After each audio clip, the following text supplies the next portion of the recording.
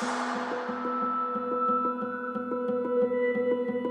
155 years, St. Joseph Church, now St. Joseph Cathedral, has been the place where infants have been baptized, young boys and girls have received their first Holy Communion, people have come to Mass, have had sins forgiven in the Sacrament of Reconciliation, weddings and funerals celebrated. It's just been a place of great faith. I always like to say that St. Joseph Cathedral is a jewel in the crown of the Queen City.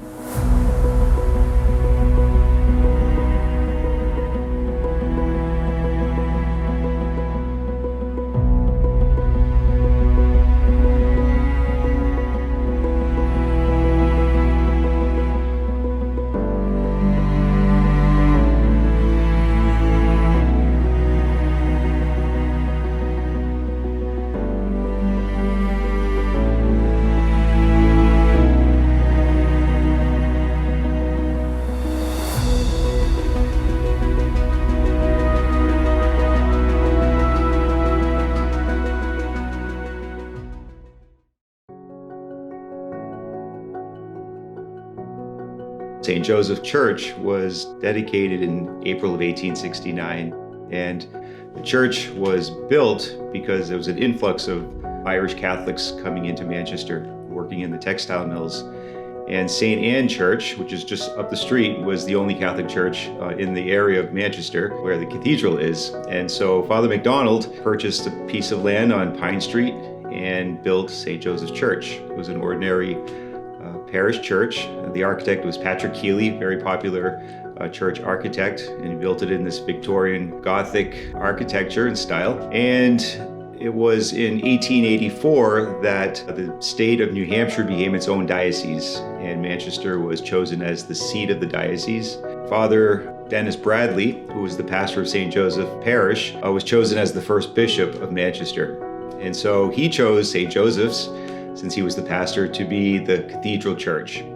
And so in 1884 until 1894, he undertook a very big expansion project, meaning he added on the sanctuary that we currently have. He built the Blessed Sacrament Chapel, which is on Lowell Street, and the rectory on the corner of Lowell and Union Street.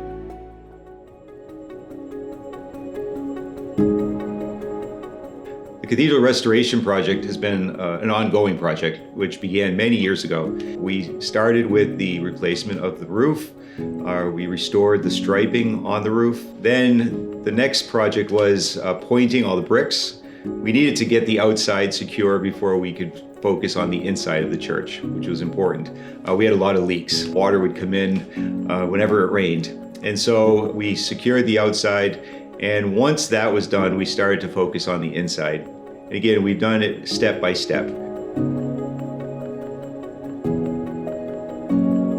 The interior restoration began in 2014 when we got a beautiful high altar from a closed church in Boston, Holy Trinity Church. It was built by the same architect, and so it really fit right into St. Joseph's Cathedral. So we had it disassembled piece by piece, and then it was reassembled in the sanctuary at St. Joseph's and then restored. So it's a very beautiful piece in the center of the church, and it really was the impetus to want to restore the whole interior of the church, because now we had such a beautiful focus.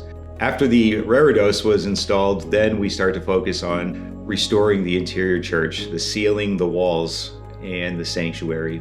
And so we started saving money, and we started coming up with ideas of how we would like the interior to look. And we thought restoring it to how it was originally designed would be the best way to go. And so we hired Swytech Studios out of New York. They came, did some renderings, and we really liked the work that they were presenting us. And so we hired them to do the work. And in 2022, they began restoring the interior of the church, first by bringing in lots of scaffolding. The church was filled with scaffolding, and then they repaired the plaster ceiling, which was cracked, the cracks in the walls, and then they started to do their beautiful work of painting the walls and the ceiling.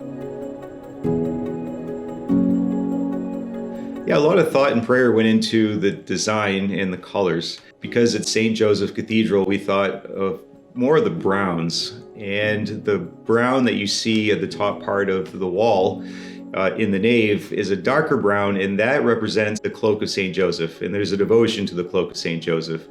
And we imagined that cloak holding the body of Christ. And by painting the top part of the nave, it resembles the cloak of Joseph holding the body of Christ, meaning the people here in the church. Bees are very important to the Catholic Church because they produce wax, and our candles are all made out of 51% beeswax.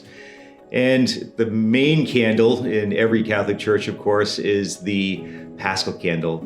It's the candle that's blessed at the Easter Vigil. It's brought into the church. It's placed in a prominent place, and then the Exultet is sung, and that Exultet song or hymn is about the candle, and it mentions the work of bees. And so we painted bees throughout the nave of the church, and so on each of the trusses there's a little red shield, and in that shield is a bee. And then in the main arch of the sanctuary, of course, we painted the queen bee, so she has a prominent place in the cathedral church. And also, bees live in a community, so we thought that was also an important connection to the parish, because it takes many people doing many different things in the community of the parish to make things happen. And so we just love that symbolism between the colony of bees and also the parish community itself. We wanted to add the heart of St. Joseph into the sanctuary in some way, because in the altar we have the Sacred Heart of Jesus and we have the Immaculate Heart of Mary. And so we thought of the main arch having the heart of St. Joseph painted into it. So if you look into the arch, you'll see his heart there. Although it's not very easy to see in the trusses over the choir loft, in those little shields that we have the bees, we reserved two, and we painted a raven in each one. And that is in connection with Bishop Labashi's coat of arms. He has a raven. The raven is because he went to a Benedictine seminary, St. Meinrad's. And we wanted to make that association because he was and is the bishop while we did the restoration project.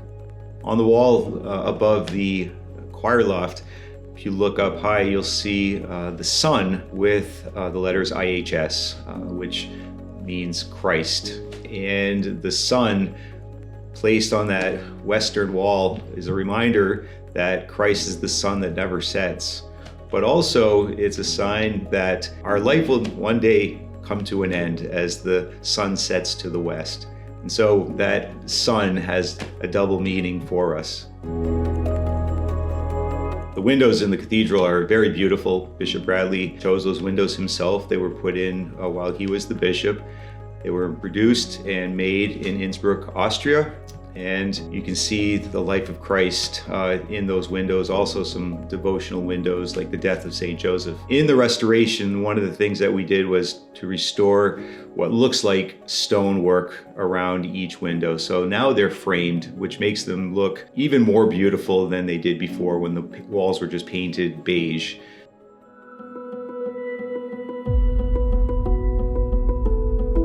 So we're coming up to the 155th anniversary of St. Joseph Cathedral, which is a significant anniversary. It's a beautiful church in the center of the city. Its tower is 170 feet tall. It stands out, and so when you are in downtown Manchester and you look up, you'll see the beautiful gold cross on the top of the steeple. And it's beautiful to see that after so many years, the parish continues to thrive. It's alive with many young families, young children, and many joyful occasions. So we look forward to many more years to come.